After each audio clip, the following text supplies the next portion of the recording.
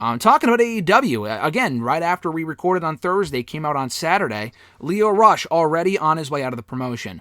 Not a lot of details kind of surrounding his departure. I know Fightful kind of reported on it. It wasn't said one way or the other whether it was his choice that he's not re-signing or if the company just didn't want to keep him around. I know it's well documented that Lio had that very public, not even back and forth, he just kind of said for Tony to apologize on Twitter coming out of the whole New Year's Eve debacle a couple of months ago. Or not even a couple of months ago, it was a month ago. But then he also put out a statement immediately afterward, like the next day or two, saying, hey, I talked with Tony, everything's all good, I'm very happy to be working with someone and like this and be able to call him my boss or whatever.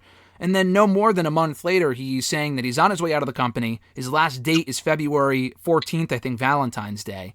And we haven't seen him on TV, I don't think, since the Winter is Coming show. I know or maybe not Winter is Coming, the week before. He was in that Battle Royal, that infamous Battle Royal that Jay Lethal got bumped out of in like 30 seconds by Matt Hardy, and they never went back to that, by the way. Lio Rush got bumped or eliminated as well, and they never kind of resolved the whole Dante Martin thing, which is why Jay Lethal's getting involved in that storyline now. But yeah, Lio Rush on his way out, in addition to potentially several other names. Peter Avalon had put up a couple of weeks ago saying that, he's accepting indie bookings now. Someone said, are you done with AEW? He didn't answer, but Leva Bates did, saying, no, he's still with the company. And that's not what PW Insider had reported. They had reported that he is indeed done with the company on a contractual basis. And Marco Stunt, the same may have happened with him, as he also put up a tweet on Wednesday saying that he's accepting indie bookings moving forward. And he put up a lot of potential dates that they would be recording Rampage. And I mean, I know you could be on an indie show while also working for AEW, but it would seem like they have all the talent on the shows that are supposed to be there, or at least backstage, if that makes sense. But anyway, so he might be on his way out.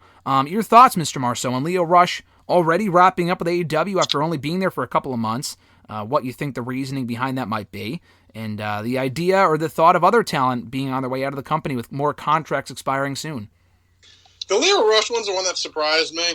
I mean, he was just with the company. He was just doing something of note. I mean, they had him with Dante Martin. It seemed like they were kind of going in that direction. That once he kind of quit Team Taz, that he was going to go right back with Lio. But then Lio had that. It was around that same time as when Lio had that dust up with Tony, and then since then we haven't seen him on TV. So that one surprised me. I mean, it just didn't make a ton of sense. I mean, it seemed like he was being pushed up the card. Just got brought in a couple months ago, so I'm like, okay. And then all of a sudden, he getting that dust up with Tony, hasn't been on TV, and then Dante's been with either Jay Lethal or Seidel and Moriarty, and then we get the news that he's done. So, I mean, that one's surprising. I mean, at that point, why bring him in? I mean, it was kind of a waste of time. But with Avalon, I mean, he was just one of those guys, like just an enhancement guy that they thought I honestly have no idea who thought the librarian thing was going to stick. It was terrible. And then he was with the Wingmen, who are also equally terrible. And then Marco Stunt, I don't know. I get it. Like he's probably a nice kid. He's friends with a lot of those guys from the West Coast, but national broadcast TV on a wrestling show, no thank you. Yeah, I know he wasn't regularly wrestling on Dynamite, but even with the Jurassic Express stuff, I mean, he served his role well for as long as he was there, but assuming he's done on a contractual basis, we've gotten to a point now where they're hiring so many people, and people that I think are more valuable than people like Marco Stunt. To me, it feels like they took Marco Stunt's contract and gave it to someone like Danhausen. I mean, honestly, that's what it feels like to me. And I think Danhausen, for being a comedy guy, which we'll get to later on, I think has way more upside than someone like a Marco Stunt, especially even in the ring, honestly. I was never the biggest fan of someone like that. But we've gotten to a point where the roster is so big, they had to start cutting bait and start trimming the roster a little bit of people that were there originally. And I talked about this before. A lot of those people that they signed initially when the free agency list wasn't as deep as it is now. We're still having a lot more people entering free agency, starting next week or in 3 weeks, and then Karrion Kross, Keith Lee, Hit Row, all of whom will be free starting, I think, next Wednesday or at least in some point in February. So if you're going to bring in more people like that, you got to cut bait at some point. Like, for example, with Danhausen replacing Marco Stunt, I could honestly see, someone like a Keith Lee replacing the roster spot that Brian Cage currently has or had or whatever. We haven't seen him on TV in months, and I don't even think he's hurt. He may have been hurt initially. He definitely isn't hurt now. He's working indie dates right now. He's another guy I think that could be on his way out of the company by the end of, I would say, maybe the summer or spring. Yeah, I honestly have no idea what happened with him. He was in the Team Taz stuff. He lost to Ricky Starks, and we honestly haven't seen him since. I'm pretty sure his wife went off on Twitter like complaining about his position, but I mean, we haven't seen him in a while. He was brought in, highest free agent, whatever. Like that was a big signing for them, and it seemed like he kind of just was a waste. I mean, he had the fake belt that's not even recognized. He challenged for the championship a few times, lost every time. I mean, I think he fit the company well, so I was kind of surprised that they really kind of teetered away from him. But I mean, the whole Team Taz stuff is just another topic for another day. I mean, they kind of done nothing with all those guys, so I'm not shocked they didn't do much with him either. But I mean, Keith Lee would be fine. It's like putting a square peg in a circle hole. I mean, you hire another guy, is he going to be getting hugged and thrown off the stage like Adam Cole? I mean, well, I guess we'll see, but I don't know. I think people are starting to realize the grass isn't always greener on the other side. I mean, you could certainly point to a few people who have not certainly thrived in the last year. I mean, someone like an Andrade, for example, who I think should be higher up in the pecking order than he currently is, than with the HFO and stuff like that. AHFO, watch your mouth, please. Yeah, HFO. Oh, I thought it was the RJ HFO. He's the minority. He's the major owner of the Hardy family office. Right. Gotta properly state his title there. He owns 51%. I mean, listen, it's taken off. They were on Dark this week together. It's so bad. It's awful. Yeah, I don't know. They just got to use the guy. But as far as like people they could, certainly depart with or kind of let go of, not let go of, but like they're not renewing their contracts. Essentially, they are getting released. People are like, oh, it's not the same thing. It isn't the same. It's not the same thing in the sense where they're.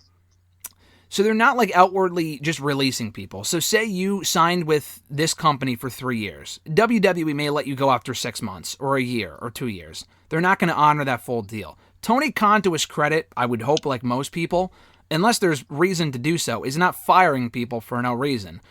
He's going to honor those contracts, even if he's not doing anything with these people. Marco Stunt has not been on the show for months, so it's not even like he's there. Or like Lio Rush, maybe that's his own decision, I don't know, but it's not like they've used him lately, which I think is weird. I mean, he's very talented. But at the end of the day, though, dude, doesn't it still count as a... They're not renewing the contract. They're basically saying, we don't want you in this company anymore. You're not really worth us paying you on a regular basis. That's not a firing, so to speak, but what would the right term for that be? It's just not getting your contract renewed. Realistically, that's what it is. It's just you're not getting your contract renewed. I mean, it's not a firing because you're not technically getting fired. Yeah, but you don't work for that company anymore. I didn't get fired. I quit instead. It's like, I don't know. Like they just clearly didn't see value in them anymore, so they're getting rid of them. I mean, it's just their contract's not. There's no really way to like polish it. I guess it just your contract's not renewed. They don't want you anymore, so that's what happens. There's no real term for it, I guess. Yeah, I guess not, but it's one of those cases where technically they used to work there, and they don't now, so in a way it is a release. They're releasing them not from their contract, which I guess is what the term release means, but I don't know, I guess there really isn't a proper term for it, where they didn't come to terms on a new deal, and they just let the person go, so I don't know. Terms on a new deal if it wasn't offered.